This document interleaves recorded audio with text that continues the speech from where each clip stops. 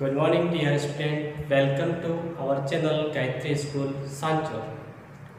आज अपना chapter number second का video lecture number first lecture के अंदर अपन ने बात की थी विद्युत फ्लक्स के बारे में, एरिया वेक्टर के बारे में और कुछ एग्जाम्पल के साथ में अपन फ्लक्स भी ज्ञात किया था। वहाँ पे देखा था कि अगर कोई एक बंद बॉडी है और उसके अंदर कोई चार्ज नहीं है और उसको अगर एक समान विद्युत क्षेत्र के अंदर रख दिया जाता है तब उस बंद दिखाया गया बंद वस्तु का, बंद बॉडी का फ्लक्स, टोटल फ्लक्स क्या प्राप्त होता अपन को? शून्य प्राप्त होता। आज का अपना मेन टॉपिक रहेगा सतत आवेश वितरण, लेकिन उससे पहले अपन एक क्वेश्चन करते हैं। देखिए अपने पास एक ये निर्देश तंत्र लिया, X axis, Y axis and Z axis. यहाँ से एक डिस्टेंस पर यहाँ पर एक अपन ने ले लिया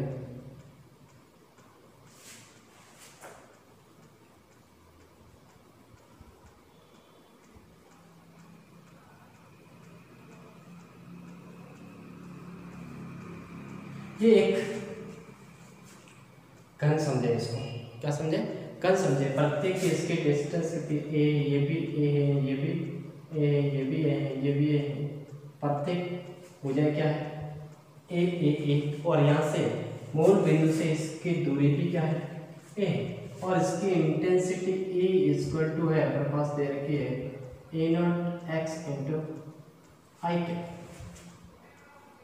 ठीक है, A0 x इंटू आई के। अब यहाँ पे अपन को ज्ञात करना है इसका टोटल फ्लक्स। क्या क्या पूछे? Total flux. दूसरा, प्रत्येक सतह के कारण कितनी सतह है? φ1, φ2, φ3, φ4, φ5, φ6। ये फलक मान लेता पड़े, एक इसके पास वाली 2, इसके पीछे वाली 3, फिर 4, ऊपर वाली 5 और नीचे वाली 6 फलक है पास। इन 6 फलकों के कारण अपन को ज्ञात करना है। ठीक, पहले प्रत्येक फलक के कारण ज्ञात करना है। आपको पता है विद्युत फ्लक्स फाई इक्वल टू होता है इंटेंसिटी का vector dot area vector, E dot A. अब यहाँ पे E भी वेरिएबल है, x के साथ में वेरी कर रहा है, और A एरिया वेक्टर देखें और अपने पास यहाँ पे फाई बराबर लिखे तो E A cos थीटा होगा।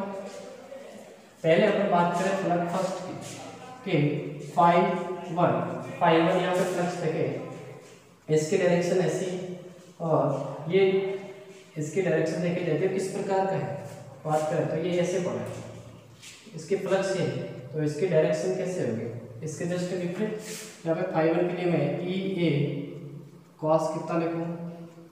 180 और φ1 इक्वल टू E0 x और एरिया कितना होगा? A स्क्वायर और ये कितना होगा? माइनस का 1। Then φ1 equal to E0 into A into A square minus का, देन φ1 इक्वल टू हो जाएगा माइनस का E0 A क्यूब। ये हो गया हमारे पास φ1 की वैल्यू। इसी प्रकार φ2 ज्ञात कर रहे हैं। φ2 इसके पास वाला, ठीक है, ये वाला, इसका एरिया वेक्टर किस प्रकार का होगा? ऐसे एरिया वेक्टर और इसके साथ में एंगल 90 है, क्या है? थीटा 90, तो ये 0 हो जाएगा। फिर उसके पास इसके पीछे वाला थर्ड वेक्टर, ठीक, φ3 लिखा जाए φ3 और वो हो जाएगा E A cos 0 degree. E भी इस दिशा में, ये भी इस दिशा में, तो φ3 इक्वल टू E0 और x की वैल्यू कितनी होगी? x A और A कितना हो जाएगा? 2A। दूसरा, और एरिया कितना है? A स्क्वायर और ये, देन φ3 इक्वल टू कितना हो जाएगा? 2E0 A cube, 2E0 A cube. इसी प्रकार बात करें 3 के बाद में 4, इसी प्रकार 5 4 की कितनी हो जाएगी? 0। फाइव और जीरो, क्योंकि थीटा कितना होगा 90 डिग्री। इसी तरह फाइव फाइव फाइव फाइव, एक ऊपर वाली इसके भी कितनी होगी 0, 5 6 इसका भी कितना होगा 0, क्या होगा 0। अब यहाँ पे क्योंकि ये भी डायरेक्शन एक के नीचे हो तो भी 90 डिग्री, ऊपर है तो भी 90 डिग्री, केवल एक इधर वाले का और एक या 0 डिग्री या 180 डिग्री के केस में होगा, तभी अपन को फ्लक्स प्राप्त होगा, अन्यथा नहीं होगा। तो प्रत्येक का फ्लक्स क्या, टोटल फ्लक्स देखें, टोटल फ्लक्स टोटल तो कितना होगा 5 1 plus 5 2 plus 5 3 plus 5 4 plus 5 6 plus 5 5 plus 5 6 and 5 total इसको तो कितना हो जाएगा, ये 5 minus a cube plus 0 plus 2 a naught a cube plus 0 plus 0 plus 0, then 5 total इसको तो कितना हो जाएगा प्लस का ए नॉट ए क्यूब। ठीक है, अर्थात देखिए क्या होगा, यहाँ पे अपने पास फ्लक्स टोटल 0 नहीं होगा। 0 कब होता था, जब एक समान विद्युत क्षेत्र के अंदर रखते हैं। ये अपने पास इसके अंदर कोई चार्ज नहीं है, ये बंद बॉडी है, लेकिन इसका विद्युत क्षेत्र ये फ्लक्स शून्य नहीं होगा, क्योंकि ये कैसा है, विद्युत क्षेत्र वो x के साथ में परिवर्तित वेरिएबल है, इसलिए अपने पास इसका फ्लक्स शून्य नहीं होगा। शून्य फ्लक्स होने की कंडीशन क्या है, तो इस पर चार्ज 0 होना चाहिए, दूसरा बंद बॉडी होनी चाहिए, और तीसरी कंडीशन क्या है, एक समान विद्युत क्षेत्र के अंदर रखना। यहाँ पे इंटेंसिटी x के साथ में परिवर्तनशील, इसलिए इसका फ्लक्स आपको कुछ प्राप्त होगा। अब देखिए अपन ज्ञात करते हैं, एक स्फीयर की कंडीशन लेते हैं, एक 3D ऑब्जेक्ट लिया जाए, स्फीयर के अंदर फ्लक्स कितना होगा, और उस फ्लक्स स्फीयर के अंदर अपन ने कोई चार्ज ले लिया, मान लेते हैं ये स्फीयर है और इस पर यहाँ पर चार्ज कितना प्लस की चार्ज है, और इस स्फीयर की रेडियस मान लेते हैं अपन कितने हैं, कैपिटल R रेडियस, और इस स्फीयर के कारण गुजरने वाला फ्लक्स फाई अपन को ज्ञात करना। अब फ्लक्स फाई आप जानते हैं, फ्लक्स फाई इक्वल टू क्या होता है, इंटेंसिटी का वेक्टर इनटू एरिया वेक्टर, या फिर लिख सकते हैं phi equal to E A cos theta. Intense ये बात करें, एरिया की बात करें। अब यहाँ पे प्रत्येक जगह पर एरिया वेक्टर की डायरेक्शन अलग अलग है, और इस चार्ज के कारण इस स्फीयर के प्रत्येक बिंदु पर ये ई तो कांस्टेंट है, क्या है कांस्टेंट है, क्योंकि ये जो लाइन है वो सम विद्युत क्षेत्र वाली लाइन है। ठीक है, कि आवेश के चारों ओर अगर समान दूरी पर कोई ये लाइन खींची हुई है तो वो सम विद्युत क्षेत्र वाली होगी। तो ई तो अपने पास कांस्टेंट है, क्या है कांस्टेंट, लेकिन एरिया और इसकी डायरेक्शन क्या हो रही है, परिवर्तनशील। ऐसी वस्तुओं के लिए अपने पास यहाँ पे अपने को क्या करना पड़ेगा, यहाँ पे एक अल्पांश मानेंगे, जैसे यहाँ पे अल्पांश माना और इस अल्पांश का एरिया कितना है dA और इसका वेक्टर कितना होगी। इसी प्रकार यहाँ माने इसको लिखें dA, तो इसका एरिया वेक्टर किस प्रकार का, इस प्रकार का, प्रत्येक जगह पर अलग अलग होगा। तो अपन क्या करें, इस जगह पूरे स्फीयर को छोटे छोटे टुकड़ों में डिवाइड करते हैं, और उन छोटे छोटे टुकड़ों का अगर फ्लक्स ज्ञात करें और उन फ्लक्स को अपन जोड़ सकते हैं, क्योंकि फ्लक्स कैसी क्वांटिटी, स्केलर क्वांटिटी। तो कुछ इस प्रकार देखें कि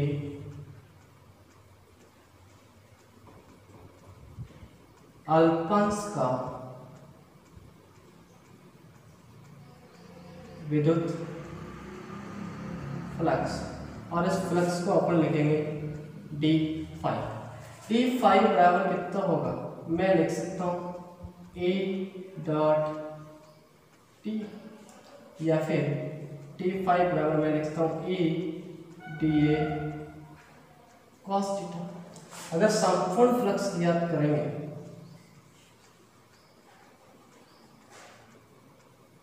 संपूर्ण फ्लक्स फाई, तो मैं कह सकता हूँ समाकलन ऑफ डी फाई के बराबर, समाकलन ऑफ देन फाई बराबर मैं लिख सकता हूँ समाकलन ऑफ ए डॉट डी ए। ये अपने पास इंपॉर्टेंट फॉर्मूला है, ये हर जगह अपन लगा सकते हैं, यूनिफॉर्म एंड नॉन यूनिफॉर्म।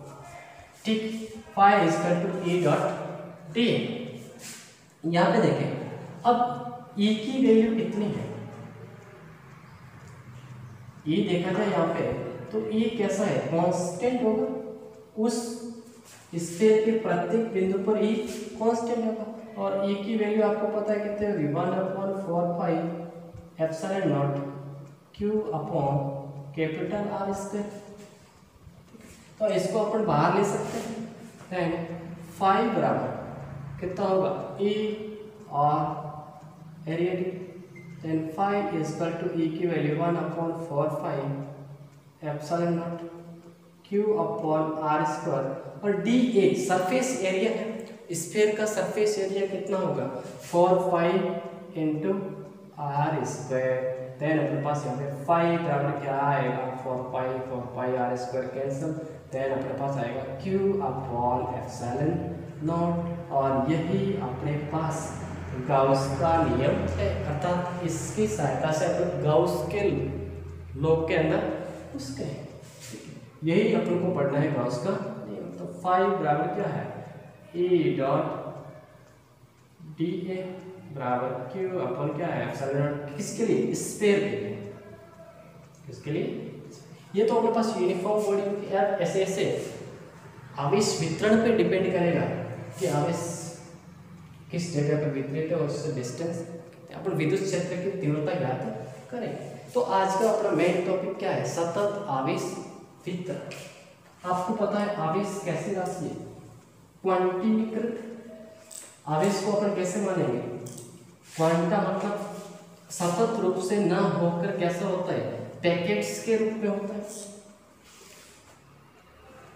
और वो किसके, इलेक्ट्रॉन के आवेश के पैकेटों के रूप में होता है। एक इलेक्ट्रॉन का कम से कम एक इलेक्ट्रॉन आवेश के बराबर हो सकता है। अब देखिए सतत आवेश किसे मानेंगे, असतत मानते हैं अपन, जब बिंदु आवेश कुछ दूरी पर होते हैं तो उसको अपन कहते हैं असतत रूप से होता है। लेकिन अगर एक बहुत सी बड़ी बॉडी पे बात करें अपन ने, जैसे बुक के बारे में बात करें, इस बुक के ऊपर अगर कुछ चार्ज दिया जाएगा तो वो चार्ज होगा वो बॉडी के संपूर्ण सतह पर वितरित हो जाएगा। अब एक समान रूप से होगा या नहीं, और अपन यहाँ पे मानेंगे कि अगर कोई भी चार्ज देंगे तो वो उस बॉडी पर, जैसे ये बॉडी है इस पर कैसे ये चार्ज दिया तो एक समान रूप से ये क्या हो गया, वितरित। और ऐसे वितरण को अपन कहते हैं सतत आवेश वितरण। क्या कहेंगे, सतत आवेश वितरण। अब देखिए सतत आवेश वितरण अपन पढ़ रहे हैं। अब आवेश वितरण वस्तु पर डिपेंड करेगा, एक तो आवेश उसके पृष्ठ पर है, दूसरा उस वस्तु के अंदर एक समान रूप से वितरित हो जाए। इसके आधार पर आवेश वितरण होंगे वो 3 प्रकार से होंगे। एक होगा रेखीय आवेश वितरण, दूसरा होगा हमारे पास पृष्ठीय आवेश वितरण, और तीसरा होगा आयतन आवेश। इसको अपन कहते हैं continuous charge distribution, continuous charge distribution, और इसको कहेंगे लीनियर चार्ज डिस्ट्रीब्यूशन, और इसको कहेंगे सरफेस एरिया चार्ज डिस्ट्रीब्यूशन, और इसको कहेंगे वॉल्यूम चार्ज डिस्ट्रीब्यूशन। ओके, अब अपन को पहला पढ़ना क्या है, पहला पढ़ना है अपन को रेखीय आवेश वितरण। तीनों के बारे में बेसिक पता है। रेखीय का मतलब किसी वस्तु के अगर बहुत लंबी वस्तु उसको चार्ज दिया जाए तो उसकी संपूर्ण लंबाई के अनुदिश चार्ज एक समान रूप से वितरित हो जाता है, उसको अपन कहेंगे रेखीय आवेश वितरण। पृष्ठीय आवेश वितरण क्या होगा, यदि कोई चार्ज दिया जाएगा तो उसके पृष्ठ पर एक समान रूप से वितरित हो जाएगा। आयतन आवेश वितरण क्या है कि यदि कोई चार्ज दिया उसके संपूर्ण आयतन के अंदर एक समान रूप से वितरित हो जाता है। तो अपन को पढ़ना है रेखीय आवेश वितरण, बाकी अपन को पढ़ने नहीं। ठीक है, अब रेखीय आवेश वितरण के केस में देखें अपन। हाँ, सपोज करें अपने पास ये कोई वस्तु है, इसकी लेंथ है मान लेते हैं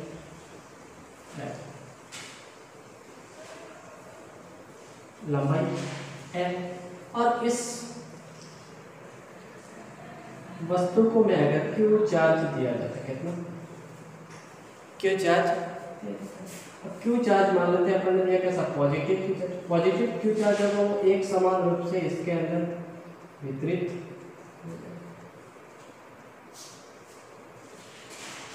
कि यदि आवेश उसकी लंबाई के अनुदिश एक समान रूप से या सतत रूप से वितरित हो जाता है तो उसको करते हैं अपन रेखीय आवेश वितरण। अब अपन को इस वस्तु के कारण एल लंबाई की क्षण पर बोलेंगे, क्षण के कारण आर दूरी पर स्थित, यहाँ से अपन मान लेते हैं आर दूरी पर या इससे कुछ दूरी पर स्थित बिंदु पी पर विद्युत क्षेत्र की तीव्रता अपन को ज्ञात करनी है। उसके लिए अपन को आवेश तथा उसके डिस्टेंस चाहिए। रेखीय आवेश वितरण के लिए हम इंटेंसिटी के लिए उनके पास क्या चाहिए, आपको पता है विद्युत क्षेत्र E बराबर होता है 1/4πε0 Q/r² इंटू उसके साथ में दिशा का एकांक सदिश। डिस्टेंस चाहिए और आवेश चाहिए। अब देखिए इस बिंदु P से यहाँ इस चार्ज के डिस्टेंस अलग है, इस चार्ज के डिस्टेंस अलग है, इस चार्ज के डिस्टेंस अलग है, इस चार्ज के डिस्टेंस अलग है, प्रत्येक चार्ज के डिस्टेंस अलग है। तो यहाँ पर अपन एक नई टर्म जनरेट करेंगे, रेखीय आवेश घनत्व। अगर सतत रूप से वितरित है तो उसका हमें हर जगह पर घनत्व एक समान होगा, रेखीय आवेश। और रेखीय आवेश घनत्व को अपन ने लिया लैम्ब्डा से। आवेश घनत्व लंबाई के अनुदिश क्या होगा, तो अपन लिखेंगे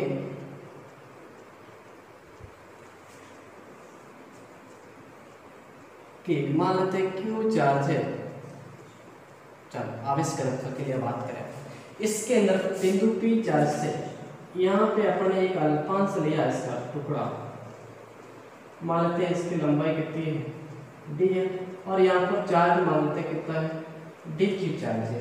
तब अपन यहाँ पे इसकी इंटेंसिटी ज्ञात कर सकते हैं। इसकी इंटेंसिटी की डायरेक्शन ये होगी और ये भी अल्पांश आएगा dE। तो इस dl लंबाई में अगर dq आवेश है तो इसका घनत्व क्या होगा, रेखीय कि dq/dl, या फिर अपन q/l भी लिख सकते हैं। ये अपने पास आएगा रेखीय आवेश। एकांक लंबाई के अंदर आवेश वो क्या कहलाएगा, रेखीय आवेश घनत्व। अब यहाँ पे इंटेंसिटी ज्ञात करने के लिए अपन को क्या चाहिए, बल। बल के लिए यहाँ पे परीक्षण आवेश चाहिए, मान लेते हैं आवेश रखा Q0, कितना Q0, तो Q0 पर लगने वाला बल अल्पांश बल dF = कितना होगा, 1/4πε0 Q0 into dQ/r² into r।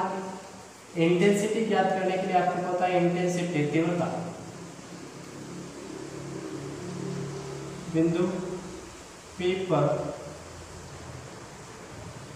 तीव्रता की बात करें तो वो भी अल्पांश होगा dE, और तो dE बराबर कितना होगा, T F upon Q naught N D E इधर ज्ञात करना है तो 1 upon F four pi epsilon naught Q naught D Q upon R square into Q naught into R K. Q naught से Q naught cancel, then D E बराबर कितना होगा, D Q upon और pi epsilon naught R square into R K. अगर संपूर्ण ज्ञात करना है, संपूर्ण ज्ञात करना है तो आपको पता है यहाँ पे मैं डी क्यू बराबर क्या लिख सकता हूँ, lambda into D L, lambda into D L. तो यहाँ से डी ई बराबर ये भी लिख सकते हैं, lambda D L upon 4 pi epsilon naught R square into R के। Then total E is equal to हो जाएगा समाकलन of D and E is equal to अपन लिख सकते हैं लैम्बडा कांस्टेंट वैल्यू, क्या क्या कांस्टेंट होगी कि lambda upon 4 pi epsilon naught हो जाएगा D L upon R square into R K. ये अपने पास क्या आ गया, रेखीय आवेश वितरण और रेखीय आवेश घनत्व। यदि आवेश किसी छड़ के लंबाई के अनुदिश एक समान रूप से वितरित होता है तो ऐसे वितरण को अपन कहते हैं रेखीय आवेश वितरण। ठीक, अब ऐसा कैसा दूसरा अपन ने कौन सा पढ़ा था, पृष्ठीय आवेश वितरण, सरफेस। पृष्ठीय आवेश वितरण की बात करें अपन,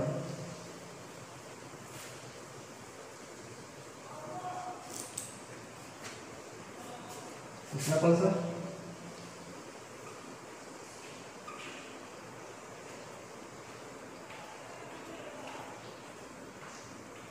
पृष्ठीय आवेश कि मान लेते हैं कि ये सरफेस एरिया है, मान लेते हैं ये अपन ने ले लिया, ये पृष्ठ है। इस पृष्ठ पर मैंने एक चार्ज दिया, मान लेते हैं प्लस क्यू, कोई भी हिस्सा भी दे सकता है। इसको कुछ चार्ज देंगे तो ये चार्ज इसके अंदर एक समान रूप से सतत रूप से वितरित हो जाएगा, कहाँ पर, पृष्ठ पर। तो ऐसे वितरण को अपन कहेंगे पृष्ठीय आवेश वितरण। और इस पृष्ठ के कारण अपन को यदि ज्ञात करना है, बिंदु P है, कुछ डिस्टेंस पे हो, इस बिंदु P पर तीव्रता ज्ञात करनी है तो प्रत्येक आवेश से डिस्टेंस अलग अलग है, क्योंकि तीव्रता किस पे डिपेंड करेगी, डिस्टेंस तथा उसकी डायरेक्शन पर। डायरेक्शन भी अलग अलग होगी, इसकी डायरेक्शन अलग है, इसकी डायरेक्शन अलग है। तो इसके लिए अपन को इस पृष्ठीय आवेश को एक छोटे छोटे टुकड़ों के अंदर डिवाइड कर दिया। मान लेते हैं ये पृष्ठ लिया जिसका एरिया मान लेते कितना है, डी ए, और इस पर आवेश मान लेते हैं कितना है, डी क्यू, और इसकी डिस्टेंस मान लेते हैं आर, और इसका वेक्टर है आर वेक्टर, और यहाँ पर इंटेंसिटी ये है, और लगने वाला बल भी, डायरेक्शन भी क्या है, दोनों अल्पांश होंगे तो अल्पांश के बारे में D Q and D F पता। अब ऐसे ऐसे सभी जगह अल्पांश होंगे, अल्पांश होते हैं, डिस्टेंस भी अलग होगी प्रत्येक के कारण। तो यहाँ से अपन देखें कि इस पर एक नई टर्म पर है, इसका घनत्व चार्ज अगर एक सतत रूप से वितरित है तो प्रत्येक जगह पर आवेश घनत्व समान रहेगा। तो इसका पृष्ठीय आवेश घनत्व देखें,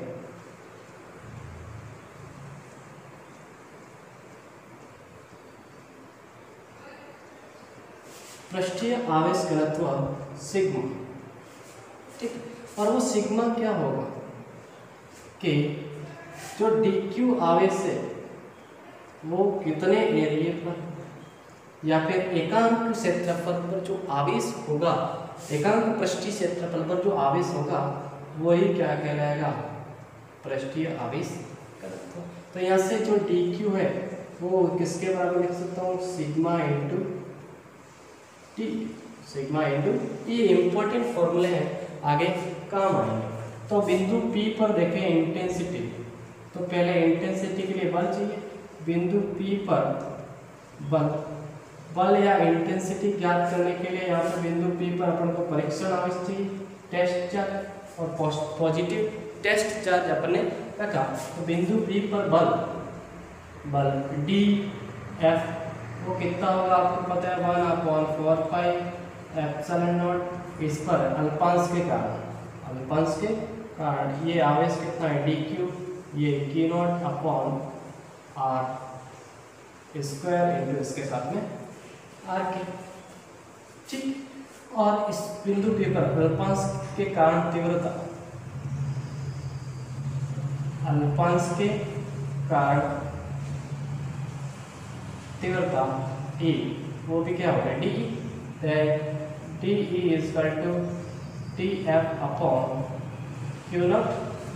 ये ज्ञात करें तो T E is equal to TF 1/4πε0 dq Q0 into r vector का square into then D E is equal to कितना हो जाएगा dq/4πε0 r वेक्टर का स्क्वायर इंटू, इस dq की जगह में सिग्मा इंटू डी ए लिख सकता हूँ, हो जाएगा sigma into D A 4πε0 square into R की। संपूर्ण पृष्ठ के कारण ज्ञात करना है तो टी ई इक्वल टू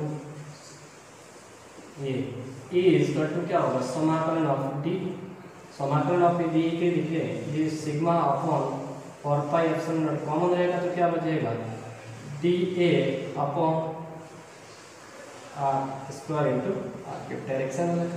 तो ये अपने पास कौन सा होगा पृष्ठीय आवेश वितरण, ठीक है। अब ऐसा कैसा अगर अपन को ज्ञात करना है, अगला वाला कौन सा होगा आयतन आवेश वितरण।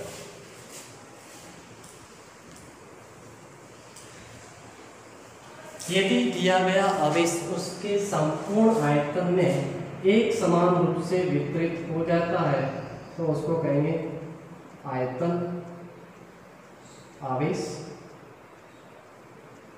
वितरण, कि संपूर्ण आयतन में आवेश एक समान रूप से वितरित हो जाता है। सपोज करें अपने पास ये एक बॉडी है जिसका आयतन मान लेता हूं V, और इस पर दिया गया चार्ज मान लेते कितना है प्लस का Q। ये Q चार्ज देंगे वो इसकी संपूर्ण आयतन में एक समान रूप से वितरित होगा, ठीक। इस आयतन के कारण मान लेते हैं अपन को बिंदु P पर इंटेंसिटी ज्ञात करनी है तो प्रत्येक आवेश के कारण इसकी डिस्टेंस अलग अलग होगी। अगर बात करें अपन इतना सा वॉल्यूम लेंगे तो इसका चार्ज अलग अलग होगा, ज्यादा वॉल्यूम लेंगे तो चार्ज ज्यादा होगा, कम लेंगे तो कम होगा, इस पर भी डिपेंड करेगा। तो लेकिन इसकी घनत्व हमेशा चार्ज का क्या रहता है समान। इसमें चार्ज है वो संपूर्ण आयतन में एक समान रूप से वितरित है, इसलिए इसका आयतन आवेश घनत्व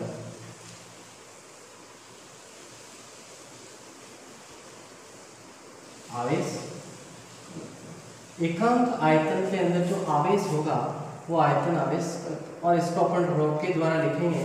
रो बराबर मान लेते हैं घनत्व ज्ञात करने के लिए यहाँ पर एक अपन ने सपोज किया ये अल्पांश है, और अल्पांश का एरिया नहीं लेंगे, यहाँ पे क्या लेंगे वॉल्यूम, मान लेते हैं वॉल्यूम V है और इस पर चार्ज कितना लिया अपन ने dq चार्ज है, ठीक।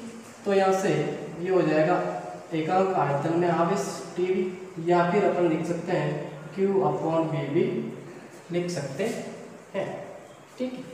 तो यहाँ से dq आवेश बराबर क्या लिख सकते हैं रो इंटू dV, ये इम्पोर्टेंट फॉर्मूला है काम के। अब इस बिंदु P पर तीव्रता ज्ञात करने के लिए अल्पांश के कारण तीव्रता और बल ज्ञात करें तो यहाँ पर अपन को परीक्षण आवेश रखना पड़ेगा पॉजिटिव Q0। तो अल्पांश के कारण बिंदु P पर विद्युत क्षेत्र की तीव्रता। अब तीव्रता ज्ञात करने के लिए अपन को बल चाहिए, बल मानते हैं अल्पांश के कारण बल कितना है dF, dF इक्वल टू कितना होगा 1/4πε0 कितना होगा आवेश कितना डी क्यू और यहाँ पे आवेश क्यू नॉट रखा और आर स्क्वायर और आर कैप, यहाँ पे अपन ने लिखा चाहिए तो आर वेक्टर और ये डिस्टेंस कितनी आर। अब तीव्रता अल्फा के कारण तीव्रता डी ई इक्वल टू हो जाएगा T F upon positive Q not परीक्षण आवेश के कारण तीव्रता ज्ञात करने परीक्षण आवेश, ये हो जाएगा 1/4 pi epsilon naught D Q Q naught into R vector का square into R K, D Q naught से Q naught cancel, then D E equal to 1/4 pi epsilon naught D Q upon R के।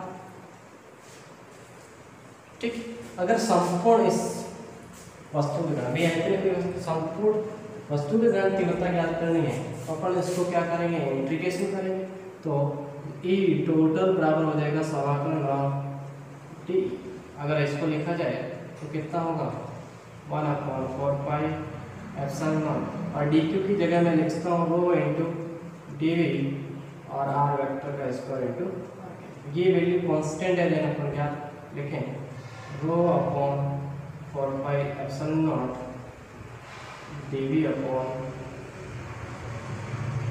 हमेशा समाकलन के अंदर वही चीज रहेगी जो परिवर्तनशील है, ठीक, क्योंकि ये r डिस्टेंस की प्रत्येक जगह पर अलग अलग और इसकी डायरेक्शन भी अलग अलग है और आयतन भी क्या रहेगा अलग अलग रहेगा।